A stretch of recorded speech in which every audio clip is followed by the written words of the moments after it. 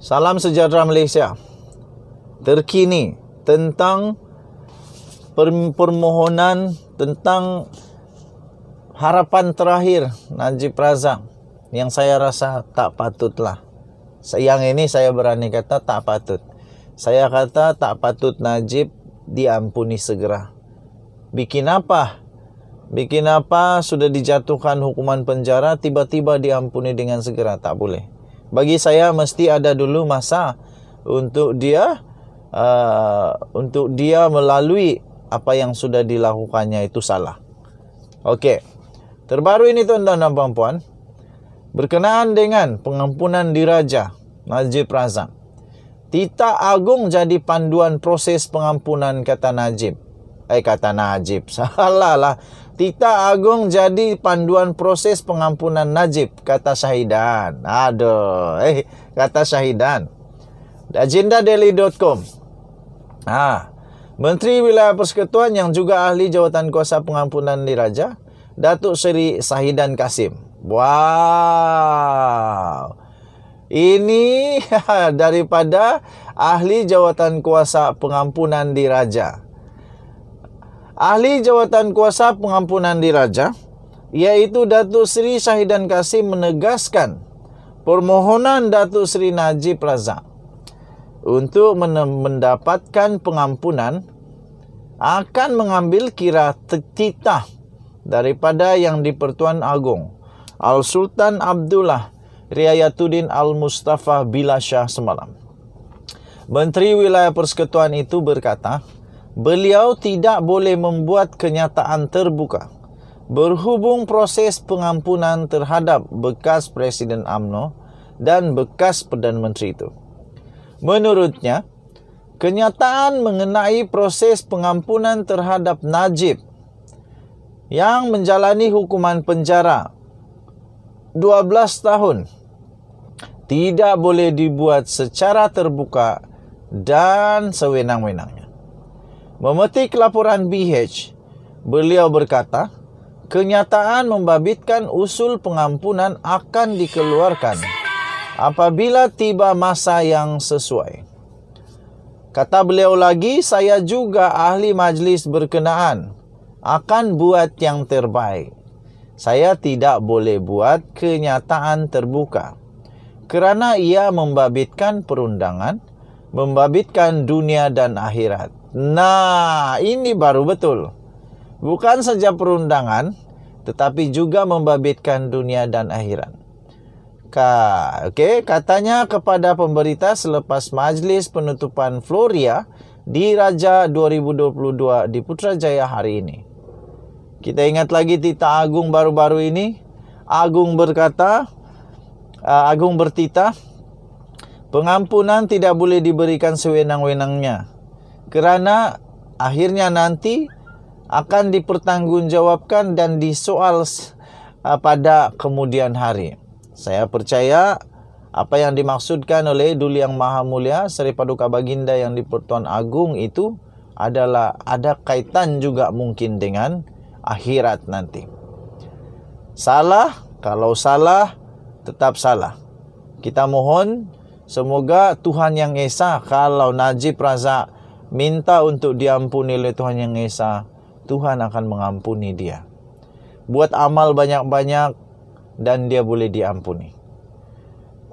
Tuan-tuan dan puan-puan, saya menjunjung titah daripada Seri Paduka Baginda Yang di-Pertuan Agong. Saya juga bersetuju apa yang dititahkan oleh Seri Paduka Baginda Yang di-Pertuan Agong. Tidak boleh dengan sewenang-wenangnya, tidak boleh suka-suka, tidak boleh hanya kerana suka anaknya jasa, hanya kerana ingat apa yang dia pernah buat dan dengan mudah diampuni. Tidak boleh. Syahidan berkata demikian ketika diminta mengulas mengenai usul untuk proses pengampunan terhadap Najib. Menurutnya, beliau turut mengambil kira titah daripada Yang di-Pertuan Agong Al-Sultan Abdullah Riayatuddin Al-Mustafa Billah Shah semalam sebagai panduan. Semalam tuan-tuan dan puan-puan, media melaporkan Yang di-Pertuan Agong telah bertitah bahawa kuasa menghukum dan memberi pengampunan tidak wajar digunakan sewenang-wenangnya kerana ia bakal dipertanggungjawabkan pada hari kemudian. Baginda yang bertitah ketika baginda menyempurnakan majlis perasmian dan pemasyuran Kompleks Mahkamah Syariah Negeri Pahang, Kompleks Syariah Al-Sultan Abdullah di Kuantan, menyatakan undang-undang yang tidak dilaksanakan secara konsisten dan adil akan menjurus kepada penindasan dan kezaliman dalam sistem pemerintahan. Titah baginda, ketidakadilan pelaksanaan undang-undang juga akan menyebabkan pihak yang lemah menjadi mangsa kepada pihak yang memiliki kuasa.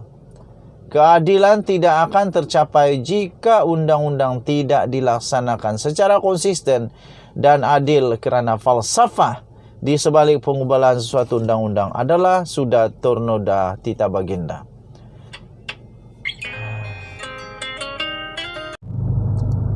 Salam sejahtera Malaysia. Denyut nadi suara rakyat terus bergema di channel ini.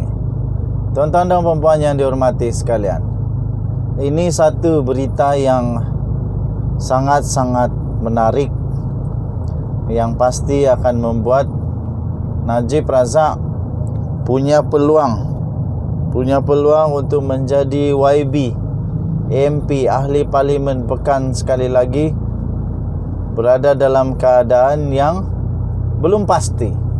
Berada dalam keadaan yang belum pastilah. Kita katalah dia belum pasti. Sebab apa? Kita tak boleh nak sahkan terus apa yang terjadi. Tapi belum pastilah. Segalanya belum pasti. Kerana tuan-tuan dan puan-puan, ada satu berita yang memang amat penting untuk seluruh rakyat Malaysia ketahui. Syarat untuk menjadi calon pilihan raya sedia ada mencukupi dan tidak perlu ditambah. Syarat untuk menjadi calon pilihan raya Perdana Menteri, pilihan raya tetap kekal, tak ada apa-apa perubahan. Jadi tiada keperluan untuk menambah syarat baru bagi urusan pencalonan parti-parti yang bertanding dalam pilihan raya akan datang, khususnya bagi calon yang kesnya masih dibicara di mahkamah. Kata Menteri di Jabatan Perdana Menteri untuk Parlimen dan Undang-Undang, iaitu Datuk Seri Dr. Wan Junaidi Tuanku Jaafar. Jadi dalam satu kenyataan, beliau berkata syarat pencalonan pilihan raya sedia ada yang termaktub di dalam Perkara 48/1 Perlembagaan Persekutuan adalah mencukupi dan tak perlu ditambah.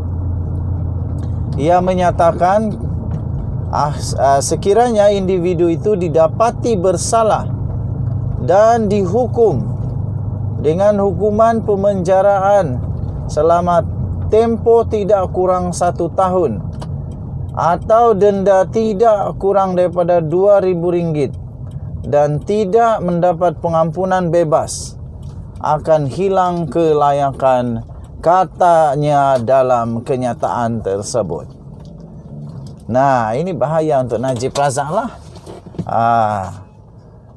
Kalau ini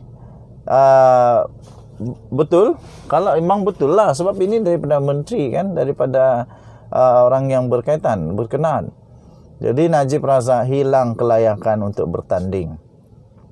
Perkara itu perlu dibaca bersama dengan Perkara 48/5 berkaitan penamaan, pemilihan atau pelantikan mana-mana orang ke mana-mana satu majlis parlimen. Katanya sekiranya ditambah lagi, ia akan kembali ke era 90-an yang mana proses pencalonan adalah rumit. Adalah wajar kita berpandu kepada undang-undang sedia ada yang sememangnya lengkap dan mencukupi untuk proses pencalonan pilihan raya, katanya. Bagi memertabatkan demokrasi, tidak perlu menambah syarat-syarat baru bagi menghalang mana-mana individu daripada bertanding, kata beliau. Sebagai contoh, untuk menggubal undang-undang bagi individu yang kesnya masih dibicarakan di mahkamah untuk tidak layak bertanding, katanya. Wan Junaidi berkata demikian merujuk kepada kenyataan Ketua Dewan Ulama PAS Pusat, iaitu Datuk Ahmad Yahaya, yang mencadangkan kerajaan untuk mengetatkan syarat kelayakan calon bertanding bagi mana-mana pilihan raya, termasuk melarang individu yang sedang dalam perbicaraan mahkamah berkaitan kes salah laku, penyelewengan serta rasuah. Mengenai individu yang telah dipilih sebagai ahli parlimen pula, Wan Junaidi berkata keahlian individu terbabit tidak akan tergugur melainkan syarat di bawah perkara 48/4. Perlembagaan Persekutuan berkaitan ahli parlimen telah dihukum dan belum mendapat pengampunan. Katanya perkara 48/4(c) menyatakan apabila proses yang terakhir, iaitu proses pengampunan, gagal, maka barulah keahlian ahli parlimen tersebut tergugur dengan sendirinya. Perkara 48 Perlembagaan Persekutuan mempunyai 6 peruntukan berkaitan kehilangan kelayakan menjadi ahli parlimen, katanya. Sekian berita, salam sejahtera Malaysia. Bye-bye.